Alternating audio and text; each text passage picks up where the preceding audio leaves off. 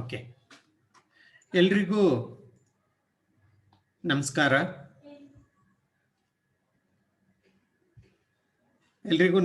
ಮತ್ತೊಮ್ಮೆ ಈ ಒಂದು ಝೂಮ್ ತರಗತಿಗೆ ನಿಮ್ಮೆಲ್ರಿಗೂ ಸ್ವಾಗತವನ್ನು ಕೋರ್ತೇನೆ. Hope you are all doing well. ಎಲ್ಲರೂ ಚೆನ್ನಾಗಿದ್ದೀರಾ? ಪ್ಲೀಸ್ ಆರೋಗ್ಯ ಕಾಪಾಡ್ಕೊಳ್ಳಿ ಅಂತ ಹೇಳ್ತಾ ನಮ್ಮ ಚರ್ಚೆಯನ್ನು ಮುಂದುವರಿಸೋಣ. ಹಿಂದಿನ ಒಂದು ತರಗತಿಯಲ್ಲಿ ನಾನು ದೆಹಲಿ ಸಾಮ್ರಾಜ್ಯದ ಸ್ಥಾಪನೆಯ ಬಗ್ಗೆ ಮಾತನಾಡಿದ್ದೆ. ಕುತುಬುದ್ದೀನ್ ಐಬಕ್ ಆ ಒಂದು ಗುಲಾಮಿ ಸಂತತಿಯ ಸ್ಥಾಪಕ, ದೆಹಲಿ ಸಾಮ್ರಾಜ್ಯದ ಸ್ಥಾಪಕ ಅಂತ ನಾವೇನು ಮಾತಾಡಿದ್ದೋ ಅವ್ರ ಬಗ್ಗೆ ನಾವು ಮಾತನಾಡಿದ್ದೋ. ಆಮೇಲೆ ಬಂದಂತಹ ಮತ್ತೊಬ್ಬ ಪ್ರಮುಖ ಸುಲ್ತಾನನಾದಂತಹ ಇಲ್ತಮಶ್ನ ಬಗ್ಗೆ ನಾವು ಮಾತನಾಡಿದ್ದೋ. ಆತ ಯಾವ ರೀತಿ ಸಾಮ್ರಾಜ್ಯವನ್ನು ವಿಸ್ತರಣೆ ಮಾಡ್ದ, ರಕ್ಷಣೆ ಮಾಡ್ದ ಮತ್ತು ಚಹಲ್ಗಾನಿ ಪಡೆಯನ್ನು 40 ಸರದಾರರ ಕೂಟವನ್ನು ಸ್ಥಾಪನೆ ಮಾಡಿದ್ದ. ಈ ಎಲ್ಲ ವಿಚಾರಗಳ ಬಗ್ಗೆ ನಾವು ಮಾತನಾಡಿದ್ದು. ಈಗ ಮುಂದುವರೆದು ಇವತ್ತು ನಾವು ರಜಿಯಾ ಸುಲ್ತಾನಳ ಬಗ್ಗೆ ಮಾತನಾಡೋಣ. ರಜಿಯಾ ಬೇಗಂ ಅಥವಾ ರಜಿಯಾ ಸುಲ್ತಾನ್ ಅಂತ ಹೇಳಿಬಿಟ್ಟು ದೆಹಲಿ ಸಾಮ್ರಾಜ್ಯದ ಮೇಲೆ ಆಡಳಿತ ನಡೆಸಿದಂತಹ ಏಕಮೇವ ಮಹಿಳೆ ಅಂದ್ರೆ ರಜಿಯಾ ಸುಲ್ತಾನ್. ಇನ್ಯಾರು ದೆಹಲಿ ಸುಲ್ತಾನರ ಆಳ್ವಿಕೆಯ ಕಾಲದಲ್ಲಿ ಮಹಿಳೆಯರು ಸಿಂಹಾಸನಕ್ಕೇರಿ ಆಡಳಿತವನ್ನು ಮಾಡಿದ ಉದಾಹರಣೆ, ಉಲ್ಲೇಖ ಇಲ್ಲ. ಕೇವಲ ರಜಿಯಾ ಸುಲ್ತಾನ್ ಮಾತ್ರ ಏಕಮೇವ ಮಹಿಳೆ ದೆಹಲಿ ಸಿಂಹಾಸನದಿಂದ ಆಳ್ವಿಕೆ ಮಾಡಿದಂಥವಳು. ಸೊ ಈ ಒಂದು ಕಾರಣಕ್ಕಾಗಿಯೇ ಈ ದೆಹಲಿ ಸುಲ್ತಾನರ ಸಿಲೆಬಸ್ನಲ್ಲಿ ರಜಿಯಾಳನ್ನು ನೀವು ಓದಿ ಅಥವಾ ನಾವು ಅರ್ಥ ಮಾಡ್ಕೊಳ್ಳೋಣ ಅಂತ ಹೇಳಿಬಿಟ್ಟು ಇಟ್ಟಿದ್ದಾರೆ. ರೈಟ್. ಇಲ್ತಮಶ್ನ ಮರಣಾನಂತರ ಅವನ ಮಗ ಬಹರಾಮ್ ಶಾ ಅನ್ನುವವನು ಅಧಿಕಾರಕ್ಕೆ ಬಂದ. ಆದರೆ ಆತ ಅಷ್ಟೇನು ಸಮರ್ಥನಾಗಿರಲಿಲ್ಲ. ಅವನ ಹಿರಿಯ ಮಗ ನಾಸಿರುದ್ದೀನ್ ಮೊದಲೇ ಸತ್ತೋಗಿದ್ದ. ಬಹರಾಮ್ ಶಾ ಎನ್ನುವವನು ಅಧಿಕಾರಕ್ಕೆ ಬಂದ. ಆತ ಅಸಮರ್ಥನಾದ್ರಿಂದ ರಜಿಯಾಳನ್ನು ದೆಹಲಿಯ ಕುಲೀನರು ಸೇರಿ ಸಿಂಹಾಸನಕ್ಕೆ ತಂದ್ರು. ರಜಿಯಾ ಸಹ ಇಲ್ತಮಶ್ನ ಮಗಳು. ರಜಿಯಾ ಬೇರೆ ಯಾರು ಅಲ್ಲ, ಇಲ್ತಮಶ್ನ ಮಗಳು. ಈವನ್ ಇಲ್ತಮಶ್ನ ಆಸೆಯೂ ಅದೇ ಆಗಿತ್ತು. ಏಕೆಂದ್ರೆ ತನ್ನ ಮಕ್ಕಳು ಯಾರು ಸಮರ್ಥರಲ್ಲ, ನನ್ನ ಮಗಳಾದಂತಹ ರಜಿಯಾ ಬೇಗಂ ಅಧಿಕಾರ ಮಾಡುವಷ್ಟು ಸಾಮರ್ಥ್ಯವನ್ನು ಹೊಂದಿದ್ದಾಳೆ ಎನ್ನುವಂತಹ ಒಂದು ವಿಶ್ವಾಸ ಇಲ್ತಮಶನಿಗೆ ಇತ್ತು. ಹಾಗಾಗಿ ಅವನ ಆಸೆಯೂ ಹಾಗೆ ಆಗಿತ್ತು. ಹಾಗಾಗಿ ಯಾವಾಗ ಬಹರಾಮ್ ಶಾ ಅಸಮರ್ಥ ಅಂತ ಗೊತ್ತಾಯಿತು, ಆಗ ದೆಹಲಿಯ ಕುಲೀನರೆಲ್ಲ ಸೇರಿ, ಶ್ರೀಮಂತರೆಲ್ಲ ಸೇರಿ ರಜಿಯಾಳನ್ನು ದೆಹಲಿಯ ಸುಲ್ತಾನ್ ಆಗಿ ನೇಮಕ ಮಾಡಿದರು. ಸೊ ಹೀಗೆ ದೆಹಲಿಯ ಸಿಂಹಾಸನದ ಮೇಲೆ ಕುಳಿತ ರಜಿಯಾ ಈಕೆಯೇ ಮೊದಲ ಮಹಿಳೆ ಮತ್ತು ಕೊನೆಯ ಮಹಿಳಾ ರಾಣಿ ಅಂತ ನಾವು ಹೇಳಬಹುದು. ಈಕೆ ಅಧಿಕಾರಕ್ಕೆ ಬಂದ ಮೇಲೆ ಸುಲ್ತಾನ ಎನ್ನುವ ಬಿರುದನ್ನು ಪಡೆದುಕೊಂಡ್ಲು. ರಜಿಯಾ ಬೇಗಂ ಆಕೆ, ಅವಳು ಸುಲ್ತಾನ್ ಎನ್ನುವ ಬಿರುದನ್ನು ಪಡೆದುಕೊಂಡ್ಲು. ಮಹಿಳೆಯಾಗಿದ್ರೂ ಸಹ ಆಕೆ ಸುಲ್ತಾನ ಯಾವ ರೀತಿಯಲ್ಲಿ, ಪುರುಷ ಸುಲ್ತಾನ ಯಾವ ರೀತಿಯಲ್ಲಿ ನಡ್ಕೊಳ್ತಿದ್ದ ಅದೇ ರೀತಿಯಲ್ಲಿ ಆಕೆ ನಡ್ಕೊಳ್ಳೋಕೆ ಆರಂಭ ಮಾಡಿಳು. ಆಡಳಿತದಲ್ಲಿ ಸಾಕಷ್ಟು ಜ್ಞಾನ ಇತ್ತು ಆಕೆಗೆ ತನ್ನ ತಂದೆಯ ಆಳ್ವಿಕೆಯ ಕಾಲದಲ್ಲಿ. ಅಷ್ಟೇ ಧೈರ್ಯಶಾಲಿ, ದಕ್ಷ ಆಡಳಿತಗಾರ್ತಿ. ಹಾಗಾಗಿ ದೆಹಲಿಯ ಕುಲೀನರು ಈಕೆಯನ್ನು ಸಿಂಹಾಸನಕ್ಕೆ ತಂದಿದ್ದಿರಬಹುದು. ಅಲ್ಲದೆ ಅವಳು ಪುರುಷ ಸುಲ್ತಾನನ ರೀತಿಯಲ್ಲಿಯೇ ಬಟ್ಟೆಯನ್ನು ಧರಿಸ್ತಾ ಇದ್ಲು. ಒಬ್ಬ ಪುರುಷ ಸುಲ್ತಾನ ಯಾವ ರೀತಿಯ ದಿರಿಸನ್ನು ಧರಿಸ್ತಾ ಇದ್ದ, ದರ್ಬಾರ್ ಮಾಡಬೇಕಾದ್ರೆ, ಆಡಳಿತ ಮಾಡಬೇಕಾದ್ರೆ ಅದೇ ರೀತಿಯ ದಿರಿಸನ್ನು ಆಕೆ ಧರಿಸ್ತಾ ಇದ್ಲು. ಪುರುಷನ ರೀತಿಯಲ್ಲಿಯೇ ರಾಜ್ಯಭಾರ ಮಾಡುವ ಪ್ರಯತ್ನವನ್ನು ಆಕೆ ಮಾಡಿದಳು. ಪರದಾವನ್ನು ಆಕೆ, ಪರದಾ ಗೊತ್ತಲ್ಲ, ಮುಖದ ಮೇಲೆ ಆ ಪರದೆಯನ್ನು ಆಕೆ ಹಾಕೊಳ್ತಾ ಇರಲಿಲ್ಲ. ಆ ಕಾಲಘಟ್ಟದಲ್ಲಿ ಮುಸ್ಲಿಂ ಮಹಿಳೆಯರು ಕಟ್ಟುನಿಟ್ಟಾಗಿ ಪರದಾ ಪದ್ಧತಿಯನ್ನು ಪಾಲನೆ ಮಾಡಬೇಕಿತ್ತು. ಪರಪುರುಷರ ಮುಂದೆ ಮುಖವನ್ನು ತೋರಿಸುವ ರೀತಿ ಇರಲಿಲ್ಲ. ಆದರೆ ಈಕೆ ಅದನ್ನೆಲ್ಲ ಬಿಟ್ಲು. ಸೊ ಹಾಗಾಗಿ ನೋಡಿ, ಆ ಕಾಲಘಟ್ಟದಲ್ಲಿ ಆ ರೀತಿಯ ಬದಲಾವಣೆಯನ್ನು ತರಬಯಸಿದಂತಹ ಮಹಿಳೆ, ಅದನ್ನ ನಾವು ಅರ್ಥ ಮಾಡ್ಕೊಳ್ಬೇಕಿಲ್ಲಿ. ಹಾಗಾಗಿ ಎಲ್ಲಾ ವಿಶೇಷವಾದಂತಹ ಗುಣಗಳು ಆಕೆಯಲ್ಲಿದ್ದು, ಆಡಳಿತ ಮಾಡುವ ಚತುರತೆ ಇತ್ತು, ದಕ್ಷತೆ ಇತ್ತು, ನಿಪುಣತೆ ಇತ್ತು, ನಾನು ಸರಿಯಾಗಿ ಆಡಳಿತ ಮಾಡಬೇಕು ಎನ್ನುವಂತಹ ಒಂದು ಛಲ ಇತ್ತು. ಆದರೆ ಒಂದೇ ಒಂದು ದೌರ್ಬಲ್ಯ ಏನು? ಸಮಾಜದ ಕಣ್ಣಿಗೆ ಅವಳು ಒಬ್ಬ ಮಹಿಳೆ. ಮಹಿಳೆ ಎನ್ನುವುದೇ ಒಂದು ದೌರ್ಬಲ್ಯ ಅಂತನೂ ಚರಿತ್ರಕಾರರು ಹೇಳ್ತಾರೆ. ಓಕೆ, ಹಾಗಾದ್ರೆ ಇವಳು ಅಧಿಕಾರಕ್ಕೆ ಬಂದ ಮೇಲೆ, ಬಹುಶಃ ನಾನು 1236ರಲ್ಲಿ ಆಕೆ ಅಧಿಕಾರಕ್ಕೆ ಬಂದದ್ದು, 4 ವರ್ಷ ಆಕೆ ಆಳ್ವಿಕೆ ಮಾಡಿದ್ದು. ಆಕೆ ದೊಡ್ಡದನ್ನೇನು ಸಾಧನೆ ಮಾಡಲಿಲ್ಲ. ಮತ್ತೇನಕ್ಕೆ ಸರ್ ನಮಗೆ ಸಿಲೆಬಸ್ ಅಲ್ಲಿ ಇಟ್ಟಿದ್ದಾರೆ, ನಾವೇನಕ್ಕೆ ಸರ್ ಓದ್ಬೇಕು ಅಂದ್ರೆ, ಒಬ್ಬ ಮಹಿಳೆ ಅಂದಿನ ಕಾಲಘಟ್ಟದಲ್ಲಿ, ಅದರಲ್ಲಿಯೂ ಮುಸ್ಲಿಂ ಸಮಾಜಕ್ಕೆ ಸೇರಿದಂತಹ ಮಹಿಳೆ, ಇಸ್ಲಾಂ ರಾಜ್ಯಭಾರವನ್ನು ಹೇಗೆ ಮಾಡಿದಳು ಅದನ್ನು ಮುಸ್ಲಿಂ ಸಮಾಜ, ಮುಸ್ಲಿಂ ಧರ್ಮಶಾಸ್ತ್ರಜ್ಞರು ಹೇಗೆ ಒಪ್ಪಿರು ಬಿಟ್ರು ಅನ್ನುವುದನ್ನು ಅರ್ಥ ಮಾಡಿಕೊಳ್ಳೋಕೆ ಈ ಒಂದು ವಿಶೇಷವಾದಂತಹ ಟಾಪಿಕ್ ಅಂತ ನಾವು ಹೇಳಬಹುದು. ಸೊ ಈಕೆ ಅಧಿಕಾರಕ್ಕೆ ಬಂದ್ಮೇಲೆ ಏನ್ ಸಾಧನೆ ಮಾಡಿಳು ಅಂತ ನಾವೇನಾದ್ರೂ ನೋಡ್ತಾ ಹೋದ್ರೆ, ನಾನು ಹೇಳಿದೆ ಆಗ್ಲೇ, ಪರದಾವನ್ನು ತ್ಯಜಿಸಿ ಸಾರ್ವಜನಿಕವಾಗಿ ಪುರುಷನ ರೀತಿಯಲ್ಲಿ ವೇಷ ಧರಿಸಿ ಕಾಣಿಸಿಕೊಳ್ಳಲು ಆರಂಭ ಮಾಡಿಳು.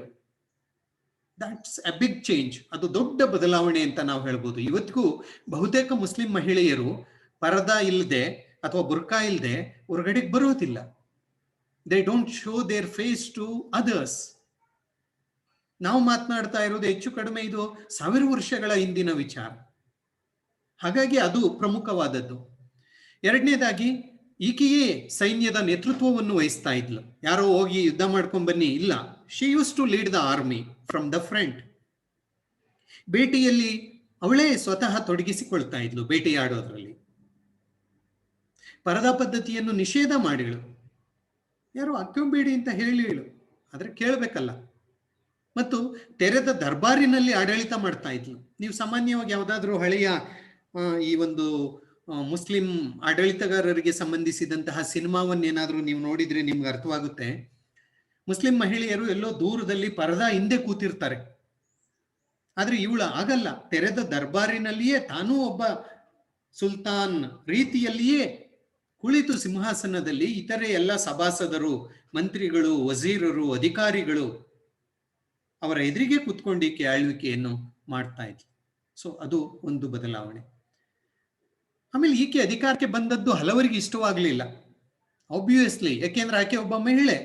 ಅದರಲ್ಲಿಯೂ ಇಸ್ಲಾಂ ಧರ್ಮದಲ್ಲಿ ಮಹಿಳೆಗೆ ಉನ್ನತವಾದ ಸ್ಥಾನಮಾನ ಇಲ್ಲ. ಸಮಾನವಾದ ಪುರುಷರಿಗೆ ಇರುವಂತಹ ಸಮಾನವಾದಂತಹ ಸ್ಥಾನಮಾನ ಅನ್ನೋದಿಲ್ಲ. ಹಾಗಾಗಿ ಒಬ್ಬ ಮಹಿಳೆಯ ಕೈ ಕೆಳಗೆ ನಾವಿರ್ಬೇಕೆ, ಮಹಿಳೆಯರ ಅಧೀನದಲ್ಲಿ ನಾವು ಆಡಳಿತ ಮಾಡಬೇಕೆ ಎನ್ನುವುದು ಹಲವು ಪುರುಷರಲ್ಲಿ ಇತ್ತು, ಬಹುತೇಕರಲ್ಲಿ ಇತ್ತು.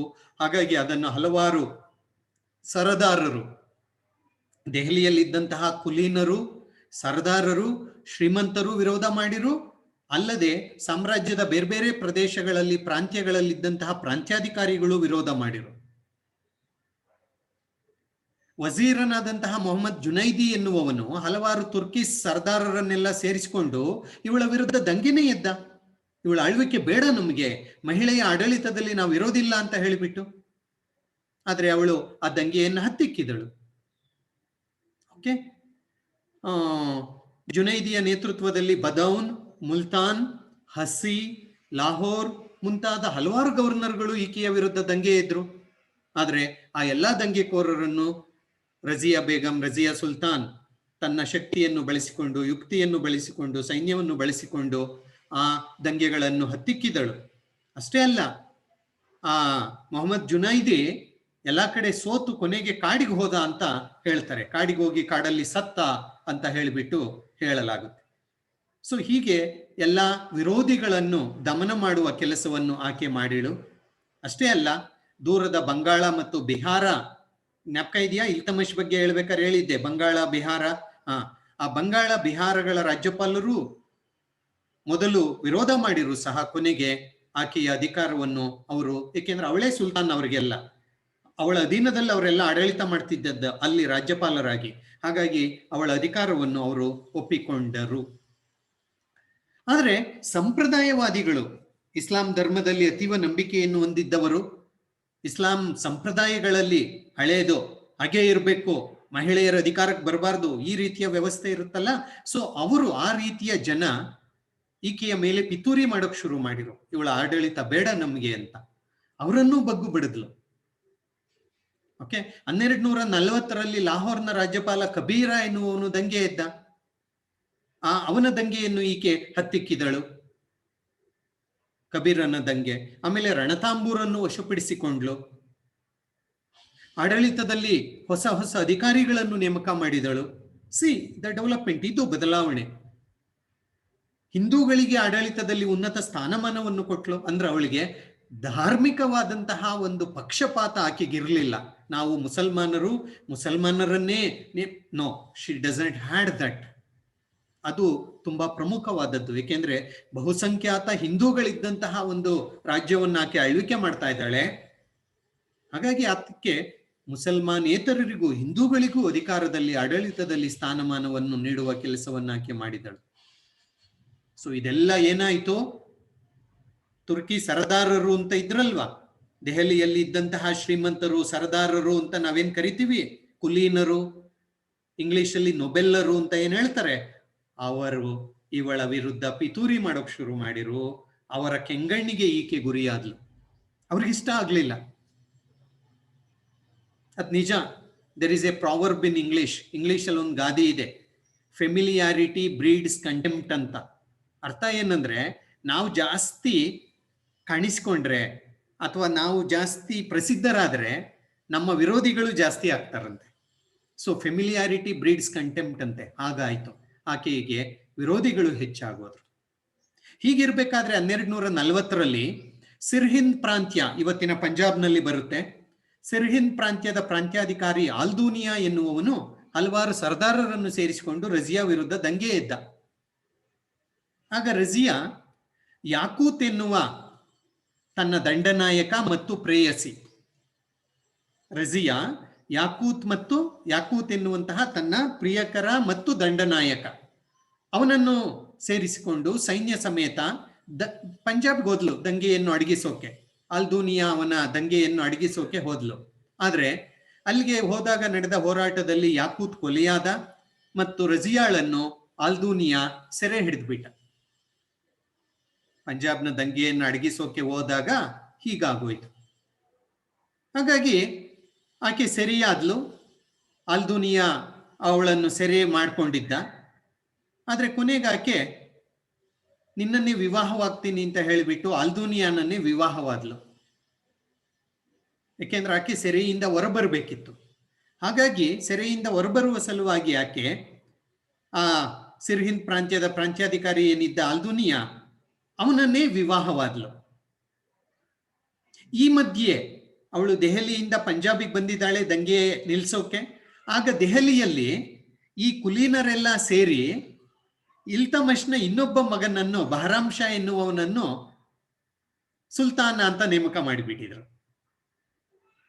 ಸೊ ಆ ಸುದ್ದಿ ರಜಿಯಾಗೆ ಸಿಕ್ತು. ಆಕೆ ಪಂಜಾಬಲ್ಲಿದ್ದಾಳೆ. ಆಗ ರಜಿಯಾ ಹೊಸದಾಗಿ ವಿವಾಹವಾದಂತಹ ತನ್ನ ಗಂಡ ಆಲ್ದೂನಿಯಾ ಅವರೆಲ್ಲ ದೆಹಲಿಯ ಕಡೆಗೆ ಬಂದ್ರು. ಯಾಕೆಂದ್ರೆ ದೆಹಲಿ ರಾಜ್ಯ ಇನ್ಯಾರೋ ತನ್ನ ಅಣ್ಣನಿಗೆ ಕೊಟ್ಬಿಟ್ಟಿದ್ದಾರೆ ಅಂತ ಗೊತ್ತಾದಾಗ ದೆಹಲಿಯನ್ನು ಪಡೆಯೋಕೆ ಇಬ್ರು ದೆಹಲಿಯ ಕಡೆಗೆ ಬಂದ್ರು. ಆದರೆ ಅವನ ಸೋದರ ಬಹರಾಮ್ ಶಾ, ದೆಹಲಿಯ ಸುಲ್ತಾನ ಏನಾಗಿದ್ದಾನೀಗ, ಆತ ಸೈನ್ಯ ಸಮೇತನಾಗಿ ಬಂದು ಅವರಿಬ್ಬರನ್ನು ಸೋಲಿಸಿ ಕೊಲೆ ಮಾಡಿಬಿಟ್ಟ. ಬಹರಾಮ್ ಶಾ ರಜಿಯಾ ಬೇಗಂ ಮತ್ತು ಬಹರಾಮ್ ಶಾ ಇಬ್ಬರನ್ನು ಕೊಲೆ ಮಾಡ್ದ. ಹೀಗೆ ಅವಳ ಅಂತ್ಯವಾಯಿತು. ಹಾಗಾದ್ರೆ ಅವಳ ಅಂತ್ಯಕ್ಕೆ ಕಾರಣವೇನು? 4 ವರ್ಷ ಆಕೆ ಆಳ್ವಿಕೆ ಮಾಡಿದ್ದು. 4 ಇಲ್ಲ, 3.5 ವರ್ಷಗಳು. ಅದರಲ್ಲಿಯೂ ನೆಮ್ಮದಿಯಾಗಿ ಆಡಳಿತ ಮಾಡೋಕ್ಕಾಗಲಿಲ್ಲ. ಅದಕ್ಕೆ ಇತಿಹಾಸಕಾರರು 3 ಪ್ರಮುಖ ಕಾರಣಗಳನ್ನು ಕೊಟ್ಟಿದ್ದಾರೆ, 3-4 ಅವಳ ಪತನಕ್ಕೆ. ಇಷ್ಟು ಬೇಗ ಆಕೆ ಪತನವಾಗೋಕೆ ಕಾರಣ ಏನು ಅಂತ. ಒಂದು, ಆಕೆ ಸ್ತ್ರೀಯರನ್ನು ಅಂದಿನ ಸಮಾಜ, ಅದರಲ್ಲಿಯೂ ಮುಸ್ಲಿಂ ಸಮಾಜ, ಈ ಸರ್ದಾರರ ಸಮಾಜ, ಆಮೇಲೆ ಸಂಪ್ರದಾಯವಾದಿ ಸಮಾಜ, ಮೌಲ್ವಿಗಳು, ಉಲೇಮರು ಒಪ್ಪಲಿಲ್ಲ. ಎರಡನೇದು ಅವಳ ನಿರಂಕುಶಾಧಿಕಾರ. ಆಕೆ ಎಲ್ಲ ಅಧಿಕಾರವನ್ನು ತನ್ನಲ್ಲಿಯೇ ಕೇಂದ್ರೀಕರಿಸಿಕೊಂಡು ನಿರಂಕುಶಮತಿಯಾಗಿದ್ಲು. ಹಾಗಾಗಿ ಅದನ್ನು ಟರ್ಕಿ ಸರದಾರರು ಸಹಿಸಲಿಲ್ಲ. ಟರ್ಕಿ ಸರದಾರರು ತಮ್ಮ ಹಕ್ಕುಗಳನ್ನು ಬಿಡೋಕೆ ರೆಡಿ ಇರಲಿಲ್ಲ. ಹಾಗಾಗಿ ಅವರೆಲ್ಲ ಈಕೆಯ ವಿರುದ್ಧ ಸಿಡಿದಿದ್ರು. ಅದರಲ್ಲಿ ಅಲ್ದೂನಿಯ ಒಬ್ಬ ಅಂತ ಮಾತನ್ನು ಹೇಳ್ತಾರೆ. ಆಮೇಲೆ ಇನ್ನೊಂದು ತುಂಬಾ ಪ್ರಮುಖವಾದಂತಹ ಕಾರಣ ಆಕೆಯ ಪತನಕ್ಕೆ ಅಂದ್ರೆ, ಆಕೆ ನಾನಾಗಲೇ ಹೇಳ್ದಂತೆ ಆಕೆಗೆ ಒಬ್ಬ ಪ್ರೇಯಸಿ ಇದ್ದ, ಪ್ರಿಯಕರ ಇದ್ದ, ಅಬಿಸಿನಿಯಾದಿಂದ ಬಂದಂತಹ ಒಬ್ಬ ಗುಲಾಮ. ಆತನಲ್ಲಿ ಆಕೆ ಅನುರುಕ್ತಳಾಗಿದ್ಲು. ಅವನೇ ಜಲಾಲುದ್ದೀನ್ ಯಾಕೂತ್ ಅಂತ ಹೇಳಿಬಿಟ್ಟು. ನೋಡಿ, ಅವನೊಬ್ಬ ಗುಲಾಮ ಅಲ್ಲ ಬಿಡಿ, ಮುಂದೆ ಗುಲಾಮರು ಒಳ್ಳೆಯ ಸ್ಥಾನಮಾನಗಳಿಗೆ ಹೋದ ಉದಾಹರಣೆಗಳಿದ್ದಾವೆ. ಆದ್ರೆ ಆ ಗುಲಾಮನನ್ನು ಆಕೆ ಪ್ರೀತಿ ಮಾಡಿ ಅವನಿಗೆ ಆಡಳಿತದಲ್ಲಿ ಒಳ್ಳೆಯ ಸ್ಥಾನಮಾನವನ್ನು ಕೊಟ್ಲು ಮತ್ತು ಸೈನ್ಯದ ದಂಡನಾಯಕನನ್ನಾಗಿಯೂ ಸಹ ನೇಮಕ ಮಾಡಿಳು. ಇದು ಹಲವಾರು ಸರದಾರರಿಗೆ ಸಹಿಸೋಕ್ಕಾಗಲಿಲ್ಲ. ಸರದಾರರಿಗೆ ಏಕೆ, ರಜಿಯಾ ಬೇಗಂನ ಸಹೋದರರಿಗೆ ಸಹಿಸೋಕ್ಕಾಗಲಿಲ್ಲ. ಹಾಗಾಗಿ ಆಕೆಯನ್ನು ಅವರೆಲ್ಲ ಸೇರ್ಕೊಂಡು ಕೊಲೆ ಮಾಡಿದ್ದು. ಇಬನ್ ಬಟೂಟಾ ಎನ್ನುವಂತಹ ಚರಿತ್ರಕಾರ ಇದರ ಬಗ್ಗೆ ಹೇಳ್ತಾನೆ. ಮತ್ತು ಫರಿಷ್ಠಾ ಎನ್ನುವಂತಹ ಮತ್ತೊಬ್ಬ ದೆಹಲಿ ಸುಲ್ತಾನರ ಬಗ್ಗೆ ಹೆಚ್ಚು ಬರೆದಿರುವಂತಹ ಚರಿತ್ರಕಾರ ಫರಿಷ್ಠಾ ಎನ್ನುವವನು ಸಹ ರಾಣಿಯ ಹಾಗೂ ಅಬಿಸಿನಿಯಾದ ಗುಲಾಮನ ನಡುವೆ ಇದ್ದ ಸಲುಗೆಯ ಬಗ್ಗೆ ನಮಗೆ ಮಾಹಿತಿ ಕೊಡ್ತಾನೆ. ಬಹುಶಃ ಇಬನ್ ಬಟೂಟಾ ಅನ್ಸುತ್ತೆ ಬರೀತಾನೆ. ಅಂದ್ರೆ ಸಾರ್ವಜನಿಕವಾಗಿ ಯಾಕೂತ್, ಜಲಾಲುದ್ದೀನ್ ಯಾಕೂತ್ ಈ ಒಂದು ಯಾರಿದು ರಜಿಯಾಳನ್ನು ಅವಳ ಸೊಂಟಕ್ಕೆ ಕೈ ಹಾಕಿ ಅವಳನ್ನು ಎತ್ತಿ ಕುದುರೆಯ ಮೇಲೆ ಕೂರಿಸುತ್ತಿದ್ದ. ಅಂದ್ರೆ ಅಷ್ಟೊಂದು ಸಲಿಗೆ ಇತ್ತು ಅವರಿಬ್ಬರಲ್ಲಿ. ಹಾಗಾಗಿ ಆ ರೀತಿಯ ಸಲಿಗೆಯೇ ಅವಳ ಪತನಕ್ಕೆ ಕಾರಣವಾಯಿತು ಅಂತ ಹೇಳಿಬಿಟ್ಟು ಚರಿತ್ರಕಾರರ ಒಂದು ವಾದ. ಮಿನಾಜ್ ಉಸ್ ಸಿರಾಜ್ ಎನ್ನುವ ಮತ್ತೊಬ್ಬ ಚರಿತ್ರಕಾರ ಹೇಳ್ತಾನೆ, ರಜಿಯಾ ಚತುರೆ, ನಿಷ್ಪಕ್ಷಪಾತಿ, ಉಪಕಾರಿ, ಕವಿಜನ ಪೋಷಿತೆ, ಕವಿಗಳಿಗೆ ಸಾಹಿತಿಗಳಿಗೆ ಪೋಷಣೆ ಮಾಡಿದ್ಲು, ಪ್ರಜಾಚಿಂತಕಿ, ಪ್ರಜೆಗಳ ಕಷ್ಟಗಳ ಬಗ್ಗೆ ಆಕೆಗೆ ಚಿಂತೆ ಇತ್ತು, ನ್ಯಾಯವಾದಿಯಾಗಿದ್ಲು ಅಂತ ಹೇಳಿಬಿಟ್ಟು ಮಿನಾಜ್ ಉಸ್ ಸಿರಾಜ್ ಎನ್ನುವ ಒಬ್ಬ ಚರಿತ್ರಕಾರ, ಆ ಕಾಲದಲ್ಲಿ ಇದ್ದವನು, ಅವನು ಬರೀತಾನೆ.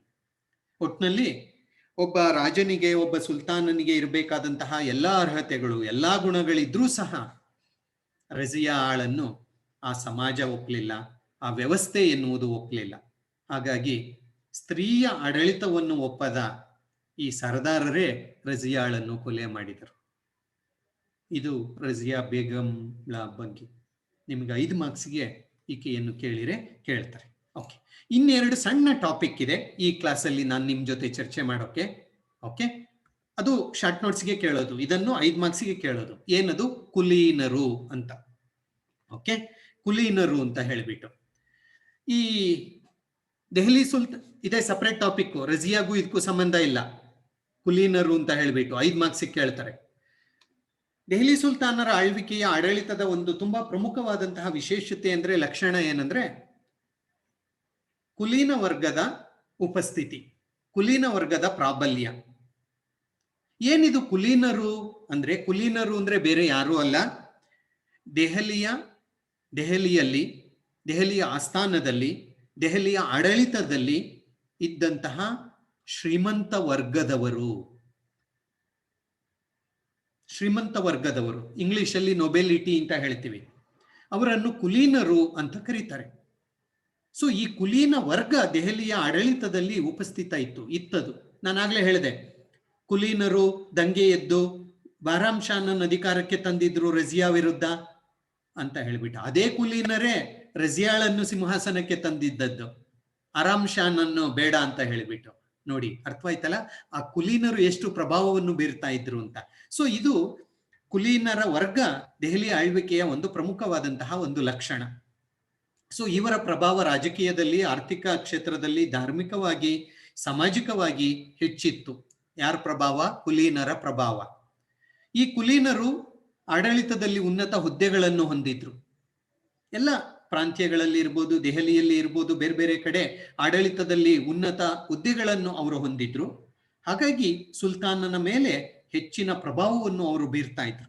ಅಲ್ಲದೆ ಸಂಪತ್ತು ಅವ್ರ ಕೈಲಿತ್ತು, ಸಂಪತ್ತಿನ ಒಡೆಯರಾಗಿದ್ರು, ಶ್ರೀಮಂತರಾಗಿದ್ರು, ಅಧಿಕಾರ ಇದೆ.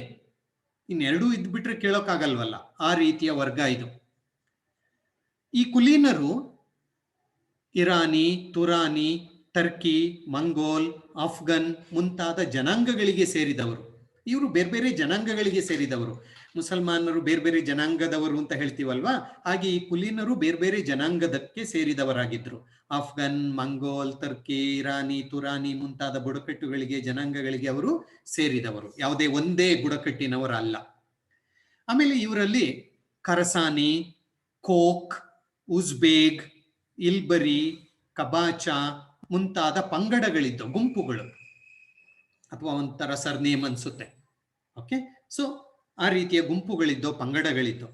ನಾನು ಆಗ್ಲೇ ಹೇಳಿದಂತೆ ಇವರು ಆಡಳಿತದಲ್ಲಿ ಉನ್ನತ ಹುದ್ದೆಗಳನ್ನು ಹೊಂದಿದ್ರು. ತುಂಬಾ ಪ್ರಮುಖವಾದ ಹುದ್ದೆಗಳು ಇವರಲ್ಲಿ ಇತ್ತು. ಈ ಹುದ್ದೆಗಳು ವಂಶ ಪಾರಂಪರ್ಯವಾಗಿತ್ತು. ಅವನ್ ಸತ್ರ ಅವನ ಮಗ, ಅವನ್ ಸತ್ರ ಅವನ ಮಗ, ಅವನ್ ಸತ್ರ ಅವನ ಮಗ, ನೋಡಿ. ಹಾಗಾಗಿ ಅವ್ರ ಪ್ರಭಾವ ತುಂಬಾ ಜಾಸ್ತಿ ಇತ್ತು ದೆಹಲಿಯ ಆಡಳಿತದಲ್ಲಿ. ಎಷ್ಟಿತ್ತು ಅಂದ್ರೆ, ಎಷ್ಟೋ ಸಲ ತಮಗೆ ಬೇಕಾದ ವ್ಯಕ್ತಿಯನ್ನು ದೆಹಲಿಯ ಸುಲ್ತಾನನನ್ನಾಗಿ ನೇಮಕ ಮಾಡ್ತಾ ಇದ್ರು, ಬೇಡ ಅಂದ್ರೆ ಅವನನ್ನು ಇಳಿಸ್ತಾ ಇದ್ರು. ಅಂದ್ರೆ ನೋಡಿ ಅವ್ರ ಪ್ರಭಾವ ಎಷ್ಟಿತ್ತು ಅಂತ ಹೇಳಿಬಿಟ್ಟು. ರೈಟ್. ಸೊ ಇವರು ಶ್ರೀಮಂತರು, ಅಧಿಕಾರ ಇದೆ, ಸಂಪತ್ತಿದೆ. ಹಾಗಾಗಿ ಇವರು ಸದಾ ಏನ್ ಮಾಡ್ತಾ ಇದ್ರು? ಗುಂಪುಗಾರಿಕೆ ಮಾಡ್ತಾ ಇದ್ರು, ಪಾನಕೂಟಗಳನ್ನು ಮಾಡ್ತಾ ಇದ್ರು, ಮತ್ತು ಪಿತೂರಿಗಳನ್ನು ಮಾಡ್ತಾ ಇದ್ರು. ಸುಲ್ತಾನನ ವಿರುದ್ಧ, ತಮಗೆ ಆಗದವರ ವಿರುದ್ಧ ಪಿತೂರಿ ಮಾಡೋದು ಮತ್ತು ದಂಗೆ ಏಳೋದು, ದಂಗೆಯನ್ನು ಮಾಡೋದು. ಹೀಗಾಗಿ ದೆಹಲಿ ಸುಲ್ತಾನರ ಆಳ್ವಿಕೆಯ ಕಾಲದಲ್ಲಿ, ಅದರಲ್ಲಿಯೂ ಯಾರೋ ಒಬ್ಬ ಸುಲ್ತಾನ ಹೋದ ಅಥವಾ ಸತ್ತ, ಇನ್ನ ಹೊಸ ಸುಲ್ತಾನ ಅಧಿಕಾರಕ್ಕೆ ಬರಬೇಕು ಅಂದ್ರೆ ಆಗ ಹಲವಾರು ರೀತಿಯ ದಂಗೆಗಳಾಗುವು. ದಂಗೆಗಳಾಗಿ ಸಿಂಹಾಸನವನ್ನು ಹಿಡಿಯುವ ಪ್ರಯತ್ನವನ್ನು ಈ ಸರದಾರರು ಮಾಡ್ತಾ ಇದ್ರು. ಹಾಗಾಗಿ ಈ ಸರದಾರರ ಗುಂಪುಗಾರಿಕೆ ಎನ್ನುವುದು ಹೆಚ್ಚಾಗಿತ್ತು. ಅವರ ಪ್ರಭಾವ ಆಡಳಿತದಲ್ಲಿ ತುಂಬಾ ಅತಿಯಾಗಿತ್ತು ಎನ್ನುವುದನ್ನು ನಾವು ಗಮನದಲ್ಲಿ ಇಟ್ಕೊಳ್ಬೇಕು. ವೈಭವೋಪೇತ ಜೀವನವನ್ನು ಇವರು ಮಾಡ್ತಾ ಇದ್ರು. ನಾನಾಗಲೇ ಹೇಳಿದಂತೆ ನೃತ್ಯ, ಗಾನ, ಪಾನಕೂಟ ಇವುಗಳಲ್ಲಿ ಕಾಲವನ್ನು ಕಳೀತಾ ಇದ್ರು. ಬೇಕು ಅಂದ್ರೆ ಸುಲ್ತಾನನನ್ನು ಕಿತ್ತಾಕೋರು, ತಮಗೆ ಬೇಕಾದ ವ್ಯಕ್ತಿಯನ್ನು ಸುಲ್ತಾನನನ್ನಾಗಿ ನೇಮಕ ಮಾಡು. ಹೀಗೆ ಅವರು ಪ್ರಭಾವವನ್ನು ಬೀರ್ತಾ ಇದ್ರು. ಅವರನ್ನೇ ನಾವು ಈ ಕುಲೀನರು ಅಂತ ಕರಿತೇವೆ. ಓಕೆ, ಕುಲೀನರು. ಇದೊಂದು. ಇನ್ನೊಂದು ಸಣ್ಣ ಟಾಪಿಕ್ ಉಲೇಮರು ಅಂತ ಹೇಳ್ಬಿಟ್ಟು. ಓಕೆ, ಉಲೇಮ ಅಂದ್ರೆ ಇಷ್ಟೇ. ಉಲೇಮ ಅಂದ್ರೆ ಬೇರೆ ಇನ್ನೇನು ಅಲ್ಲ. ಅರಬ್ಬಿ ಭಾಷೆಯಲ್ಲಿ ಉಲೇಮ ಅಂದ್ರೆ ಜ್ಞಾನಿ ಅಂತ ಅರ್ಥ, ಜ್ಞಾನ ಉಳ್ಳವನು ಅಂತ ಅರ್ಥ. ಅಂದ್ರೆ ಧರ್ಮದ ಜ್ಞಾನವನ್ನು ಹೊಂದಿರುವವನು ಎನ್ನುವಂತಹ ಒಂದು ಅರ್ಥ ಬರದೆ. ಸೊ ಅವನನ್ನು ಉಲೇಮ ಅಂತ ಹೇಳ್ತಾ ಇದ್ರು. ಇಸ್ಲಾಂ ಧರ್ಮಶಾಸ್ತ್ರದಲ್ಲಿ ಪಂಡಿತರನ್ನು ಉಲೇಮರು ಅಂತ ಕರೀತಾರೆ. ಅಂದ್ರೆ ಧರ್ಮದ ಬಗ್ಗೆ ಹೆಚ್ಚು ಅರಿತಿರುವವರನ್ನು ಮತ್ತು ಧರ್ಮ ಬೋಧನೆಯನ್ನು ಮಾಡುವವರನ್ನು ಮತ್ತು ಇಸ್ಲಾಂ ಧರ್ಮಶಾಸ್ತ್ರವನ್ನು ಅರಿತವರನ್ನೇ ಉಲೇಮರು ಅಂತ ಕರೀತಾರೆ. ಸೊ ಉಲೇಮರು ಅಂದ್ರೆ ಬೇರೆ ಯಾರೂ ಅಲ್ಲ, ಒಂದ್ ರೀತಿ ಇಸ್ಲಾಂ ಧರ್ಮಶಾಸ್ತ್ರದ ಪಂಡಿತರು. ಓಕೆ, ಇವರು ಮಸೀದಿಗಳಲ್ಲಿ ಪಂಡಿತರಾಗಿ, ಮದ್ರಸಾಗಳಲ್ಲಿ ಅಧ್ಯಾಪಕರಾಗಿ ಧರ್ಮದ ಬೋಧನೆಯನ್ನು ಮಾಡೋದು, ಸಾಮಾನ್ಯ ಜನರಿಗೆ ಧಾರ್ಮಿಕ ಮಾರ್ಗದರ್ಶನವನ್ನು ಮಾಡೋದು, ಧರ್ಮದ ಕಾನೂನುಗಳನ್ನು ಅರ್ಥೈಸೋದು, ಹೀಗೆ ನೀವು ಹೀಗೆ ನಡ್ಕೊಳ್ಬೇಕು, ಈ ಎಲ್ಲ ಕೆಲಸಗಳನ್ನು ಅವರು ಮಾಡ್ತಾ ಇದ್ರು. ಮತ್ತು ಧರ್ಮ ಪ್ರಚಾರ ಮಾಡೋದು, ಇಸ್ಲಾಂ ಧರ್ಮವನ್ನು ಪ್ರಚಾರ ಮಾಡೋದು, ಈ ಎಲ್ಲ ಕೆಲಸಗಳನ್ನು ಅವರು ಮಾಡ್ತಾ ಇದ್ರು. ಇವರನ್ನು ನಾವು ಉಲೇಮರು ಅಂತ ಕರಿತೀವಿ. ಇವರಿಗೆ ಇಸ್ಲಾಂ ಸಮಾಜದಲ್ಲಿ ದೆಹಲಿ ಸುಲ್ತಾನರ ಆಳ್ವಿಕೆಯ ಕಾಲದಲ್ಲಿ ಎಲ್ಲಿಲ್ಲದ ಮಾನ್ಯತೆ ಇತ್ತು, ಪ್ರಾಶಸ್ತ್ಯ ಇತ್ತು, ಗೌರವ ಇತ್ತು. ಯಾಕೆಂದ್ರೆ ಇಸ್ಲಾಂ ಧರ್ಮದ ಪಂಡಿತರು. ಏಕೆಂದ್ರೆ ಒಂದನ್ನು ನೀವು ಜ್ಞಾಪಕ ಇಟ್ಕೊಂಡಿರಿ, ದೆಹಲಿ ಸುಲ್ತಾನರ ಒಂದು ಆಳ್ವಿಕೆ ಧರ್ಮಾಧಾರಿತವಾದಂತಹ ಆಳ್ವಿಕೆಯಾಗಿತ್ತು. It was a theocratic state. ಅಂದ್ರೆ ಧರ್ಮದ ಆಧಾರದ ಮೇಲೆ ನಿಂತಹ ರಾಜ್ಯ ವ್ಯವಸ್ಥೆಯಾಗಿತ್ತು. ನಮ್ದಿವತ್ತು ಧರ್ಮ ನಿರಪೇಕ್ಷ ದೇಶ, ಹೌದಲ್ವಾ? ಎಲ್ಲಾ ಧರ್ಮಗಳು ಒಂದೇ ನಮ್ಗಿವತ್ತು. ಆದ್ರೆ ಇವತ್ತು ಪಾಕಿಸ್ತಾನ ಅದು ಒಂದು ಜಾತ್ಯತೀತ ದೇಶ, ಧರ್ಮದ ಆಧಾರದ ಮೇಲೆ ನಿಂತಿರುವ ದೇಶ, ಇಸ್ಲಾಂ ಧರ್ಮದ ಮೇಲೆ ಆಡಳಿತ ನಡೆಸುವಂತಹ ದೇಶ. ಸೊ ಅದು ಧರ್ಮ ಆಧಾರಿತ ದೇಶ. ನಮ್ದು ಧರ್ಮಾತೀತ ದೇಶ. ನಮ್ಮದು ಧರ್ಮದ ಮೇಲೆ ನಿಂತಿಲ್ಲ, ಎಲ್ಲಾ ಧರ್ಮಗಳು ನಮಗೆ ಒಂದೇ. ದೆಹಲಿ ಸುಲ್ತಾನರ ಆಳ್ವಿಕೆ ಇಸ್ಲಾಂ ಧರ್ಮದ ಮೇಲೆ ನಿಂತಿತ್ತು. ಹಾಗಾಗಿ ಈ ಧಾರ್ಮಿಕ ಪಂಡಿತರಿಗೆ ಎಲ್ಲಿಲ್ಲದ ಮಾನ್ಯತೆ, ಗೌರವ ಎನ್ನುವುದು ಇತ್ತು ಎನ್ನುವುದನ್ನು ನೀವು ಅರ್ಥ ಮಾಡ್ಕೊಳ್ಬೇಕು. ಈ ಉಲೇಮರನ್ನು ಮುಹಾತಸಿಬ್, ಶೇಖ್ಸ್, ಮೌಲಾನಾ, ಕಾಜಿ ಮುಂತಾದ ಹೆಸರುಗಳಿಂದ ಕರೀತಾ ಇದ್ರು. ಹೀಗೆ ಬೇರೆ ಬೇರೆ ಹೆಸರುಗಳಲ್ಲಿ ಅವರನ್ನು ಕರೀತಾ ಇದ್ರು. ಇವರು ಧರ್ಮ ಪ್ರಚಾರ ಮಾಡುವುದಷ್ಟೇ ಅಲ್ಲದೆ, ಧರ್ಮ ಬೋಧನೆ ಮಾಡುವುದಷ್ಟೇ ಅಲ್ಲದೆ, ಜನರಿಗೆ ಧಾರ್ಮಿಕವಾದಂತಹ ಮಾರ್ಗದರ್ಶನವನ್ನು ಕೊಡೋದಷ್ಟೇ ಅಲ್ಲದೆ, ಆಸ್ಥಾನದಲ್ಲಿ ರಾಜ ಪುರೋಹಿತರಾಗಿ ಕೆಲಸ ಮಾಡೋರು. ರಾಜನಿಗೆ ಧಾರ್ಮಿಕ ವಿಚಾರಗಳ ಬಗ್ಗೆ ಮಾರ್ಗದರ್ಶನ ನೀಡುವ ಕೆಲಸ ರಾಜ ಪುರೋಹಿತರಾಗಿ ಕೆಲಸ ಮಾಡ್ತಾ ಇದ್ರು. ಕಾನೂನು ಮಂತ್ರಿಗಳಾಗಿ ಕೆಲಸ ಮಾಡೋರು. ಕಾನೂನು, ಇಸ್ಲಾಮಿಕ್ ಕಾನೂನು, ಶರಿಯತ್ ಕಾನೂನು. ಶರಿಯತ್ ಅಂದ್ರೆ ಇಸ್ಲಾಮಿಕ್ ಕಾನೂನು. ಆ ಶರಿಯತ್ ಕಾನೂನನ್ನು ಅರ್ಥ ಮಾಡಿಸೋದಿರ್ಬೋದು. ನ್ಯಾಯಾಧೀಶರಾಗಿ, ಏಕೆಂದ್ರೆ ನ್ಯಾಯ ದಾನ ಮಾಡ್ತಿದ್ದೇ ಶರಿಯತ್ ಕಾನೂನಿನ ಆಧಾರದಲ್ಲಿ, ಇಸ್ಲಾಮಿಕ್ ಕಾನೂನಿನ ಆಧಾರದಲ್ಲಿ. ಸೊ ನ್ಯಾಯಾಧೀಶರಾಗಿ, ಕಾನೂನನ್ನು ಅರ್ಥೈಸುವವರಾಗಿ, ಅದಾಗಲ್ಲ ಹೀಗೆ ಅಂತ ಅರ್ಥ ಹೇಳ್ತಾರಲ್ಲ, ಅರ್ಥೈಸುವವರಾಗಿ ಅವರು ಕೆಲಸವನ್ನು ಮಾಡ್ತಾ ಇದ್ರು. ಹಾಗಾಗಿ ಅವ್ರಿಗೆ ಎಲ್ಲಿಲ್ಲದ ಗೌರವ ಎನ್ನುವುದು ದೆಹಲಿಯ ಆಸ್ಥಾನದಲ್ಲಿ ಇತ್ತು. ಓಕೆ, ಇವರು ತುಂಬಾ ದುಃಖದ ವಿಚಾರ ಅಂದ್ರೆ ಈ ಉಲೇಮರು ಅಸಹಿಷ್ಣುಗಳು. ಬೇರೆ ಧರ್ಮವನ್ನು ಇವರು ಸಹಿಸ್ತಾ ಇರಲಿಲ್ಲ. ಹಿಂದೂಗಳನ್ನು, ಹಿಂದೂ ಧರ್ಮವನ್ನು ಇವರು ಸಹಿಸ್ತಾ ಇರಲಿಲ್ಲ. ನಮ್ಮ ಧರ್ಮವೇ ಮೇಲು, ನಮ್ಮ ಧರ್ಮವನ್ನೇ ಎಲ್ಲರೂ ಆಚರಣೆ ಮಾಡಬೇಕು, ನಮ್ಮ ಧರ್ಮಕ್ಕೆಲ್ಲರೂ ಮತಾಂತರವಾಗಬೇಕು, ನಮ್ಮ ಧರ್ಮದ ರೀತಿಯಲ್ಲಿಯೇ ಎಲ್ಲವೂ ನಡೆಯಬೇಕು ಎನ್ನುವ ಮನೋಭಾವ ಈ ಒಂದು ಉಲೇಮರಲ್ಲಿ ಇತ್ತು. ಹಾಗಾಗಿ ಇವರು ಹಿಂದೂಗಳನ್ನು ದಮನ ಮಾಡೋಕೆ ಇವರೂ ಸಹ ಒಂದು ಕಾರಣ ಅಂತ ನಾವು ಹೇಳ್ಬೋದು. ಯಾಕೆಂದ್ರೆ ಇವರು ಸುಲ್ತಾನರ ಮೇಲೆ, ಅಧಿಕಾರಿಗಳ ಮೇಲೆ ಪ್ರಭಾವ ಬೀರೋರು. ಹಾಗಾಗಿ ಹಿಂದೂಗಳನ್ನು ಶೋಷಣೆ ಮಾಡೋಕೆ ಅಧಿಕಾರಿಗಳು, ಸುಲ್ತಾನರು ಪ್ರಯತ್ನ ಪಟ್ಟರು. ಇವರ ಉದ್ದೇಶ ಏನು? ಉಲೇಮರ ಉದ್ದೇಶ ಏನಾಗಿತ್ತು ಅಂದ್ರೆ ದಾರುಲ್ ಇಸ್ಲಾಂ ಸ್ಥಾಪನೆ. ದಾರುಲ್ ಇಸ್ಲಾಂ ಅಂದ್ರೆ ಇಸ್ಲಾಂ ನಾಡನ್ನು ಸ್ಥಾಪನೆ ಮಾಡೋದು, ಅಂದ್ರೆ ಬೇರೆ ಯಾರೂ ಇರಬಾರ್ದಲ್ಲಿ, ಇಸ್ಲಾಂ ನಾಡನ್ನೇ ಸ್ಥಾಪನೆ ಮಾಡಬೇಕು ಅನ್ನುವುದು ಇವರ ಒಂದು ಉದ್ದೇಶ. ಹಾಗಾಗಿ ಹಿಂದೂಗಳು ಇವರಿಂದ ಸಾಕಷ್ಟು ಸಂಕಷ್ಟಕ್ಕೆ ಒಳಗಾಗಿದ್ರು. ಹಿಂದೂಗಳು ದ್ವಿತೀಯ ದರ್ಜೆಯ ಪ್ರಜೆಗಳಾಗೋಗಿದ್ರು. ಯಾವುದೇ ರೀತಿಯ ಸ್ಥಾನಮಾನಗಳು ಹಿಂದೂಗಳಿಗೆ ಹೆಚ್ಚಿನದಾಗಿ ಸಿಗ್ತಾ ಇರಲಿಲ್ಲ. ಕಾರಣ ಇವರ ಒಂದು ನಂಬಿಕೆ. ರೈಟ್. ಸೊ ಅಲಾವುದ್ದೀನ್ ಖಿಲ್ಜಿ, ಮೊಹಮ್ಮದ್ ಬಿನ್ ತೊಗಲಕ್ ಇವರನ್ನು ಒಂದು ಸ್ವಲ್ಪ ಆಡಳಿತದಿಂದ ದೂರ ಇಟ್ಟಿದ್ರು. ಉಲೇಮರ್ ಮಾತನ್ನು ಇವರಿಬ್ರು ಜಾಸ್ತಿ ಕೇಳ್ತಾ ಇರಲಿಲ್ಲ. ಅಲಾವುದ್ದೀನ್ ಖಿಲ್ಜಿ ಇರ್ಬೋದು, ಮೊಹಮ್ಮದ್ ಬಿನ್ ತೊಗಲಕ್ ಇರ್ಬೋದು. ಆದ್ರೆ ಉಳಿದ ಎಲ್ಲಾ ದೆಹಲಿ ಸುಲ್ತಾನರು ಸಹ ಉಲೇಮರ ಮಾತನ್ನು ಶಿರಸಾವಹಿಸಿ ಪಾಲನೆ ಮಾಡ್ತಾ ಇದ್ರು. ಅದರಲ್ಲಿಯೂ ಫಿರೋಜ್ ಶಾ ತೊಗಲಕನ ಕಾಲದಲ್ಲಂತೂ ಇವರಿಗೆ ಎಲ್ಲಿಲ್ಲದ ಮನ್ನಣೆ ಸಿಕ್ಕಿಬಿಟ್ಟಿತ್ತು. ಹಾಗೆ ಈ ಒಂದು ಉಲೇಮರ ಪ್ರಭಾವ ಸುಲ್ತಾನನ ಮೇಲೆ ಇರ್ತಾ ಇತ್ತು. ಸೊ ಉಲೇಮರು ಅಂದ್ರೆ ಜ್ಞಾಪಕ ಇಟ್ಕೊಳ್ಳಿ, ಇಸ್ಲಾಂ ಧರ್ಮ ಪಂಡಿತರು. ಕುರಾನಿನ ಬಗ್ಗೆ, ಇಸ್ಲಾಂ ಧರ್ಮದ ಬಗ್ಗೆ ಅರಿತಂತಹ ವ್ಯಕ್ತಿಗಳು. ಸೊ ಇವರು ನಮ್ಮಲ್ಲಿ ಯಾವ ರೀತಿ ಪಂಡಿತರು ಅಂತ ಹೇಳ್ತೀವಿ, ಅವರು ಇಸ್ಲಾಂ ಧರ್ಮದಲ್ಲಿ ಪಂಡಿತರು. ನಮ್ಮಲ್ಲಿ ಪುರೋಹಿತರು ಅಂತ ಏನು ಹೇಳ್ತೀವಿ, ಆ ರೀತಿಯಲ್ಲಿ ಅವರು ಇಲ್ಲಿ ಇಸ್ಲಾಂ ಧರ್ಮದಲ್ಲಿ. ಸೊ ದೆಹಲಿ ಸುಲ್ತಾನ ಸಿಂಹಾಸನಾರೋಹಣ ಮಾಡ್ತಾ ಇದ್ದಾನೆ ಅಂದ್ರೆ ಇವರು ಇರ್ಬೇಕಿತ್ತು, ಇವರು ಆಶೀರ್ವಾದ ಮಾಡ್ಬೇಕಿತ್ತು ಅವನಿಗೆ. ಅದನ್ನೆಲ್ಲ ಮಾಡೋರು ಮತ್ತು ಧಾರ್ಮಿಕ ಚರ್ಚೆಗಳಲ್ಲಿ ಪಾಲ್ಗೊಳ್ಳೋರು. ಅದೇ ನಮ್ಮ ಧರ್ಮವೇ ಮೇಲು ಅನ್ನುವುದು ಇವರ ಒಂದು ದೊಡ್ಡ ನಂಬಿಕೆ. ಸೊ ಇವರನ್ನು ನಾವು ಉಲೇಮರು ಅಂತ ನಾವು ಕರಿತೇವೆ. ನೋಡಿ, ಇದು ಒಂದು ಆ ಕಾಲದ ಒಂದು ಚಿತ್ರಕಲೆಯಲ್ಲಿ ಉಳಿದಿರುವಂತಹ ಒಂದು ಚಿತ್ರ. ಉಲೇಮರು ಹೀಗೆ ಇರ್ತಾ ಇದ್ರು ಈ ರೀತಿಯಲ್ಲಿ ಅನ್ನುವಂತಹ ಒಂದು ಚಿತ್ರ. ಸೊ ಹೀಗೆ ಇವತ್ತು ನಾನು ರಜಿಯಾ ಬೇಗಂ ಅಥವಾ ರಜಿಯಾ ಸುಲ್ತಾನಳ ಬಗ್ಗೆ ನಾನು ಮಾತನಾಡಿದೆ. ಸರದಾರರ ಬಗ್ಗೆ ಅಥವಾ ಶ್ರೀಮಂತರು ಅಥವಾ ನೊಬೆಲ್ಲರು ಅಥವಾ ಕುಲೀನರ ಬಗ್ಗೆ ಮಾತನಾಡಿದೆ ಮತ್ತು ಉಲೇಮರ ಬಗ್ಗೆ ನಾನು ಮಾತನಾಡಿದೆ. ಪ್ಲೀಸ್ ಈ ಮೂರನ್ನೂ ನೀವು ಗಮನ ಇಟ್ಕೊಳ್ಳಿ. ನಾನಿಲ್ಲಿ ಏನು ಕೊಟ್ಟಿರ್ತೀನಿ ಪಾಯಿಂಟ್ಸ್, ಇಷ್ಟು ಇಟ್ಕೊಂಡ್ರೆ ನಿಮಗೆ ಸಾಕು. 5 ಮಾರ್ಕ್ಸ್ಗೆ ನೀವು ಬರೀಬಹುದು. Okay, right.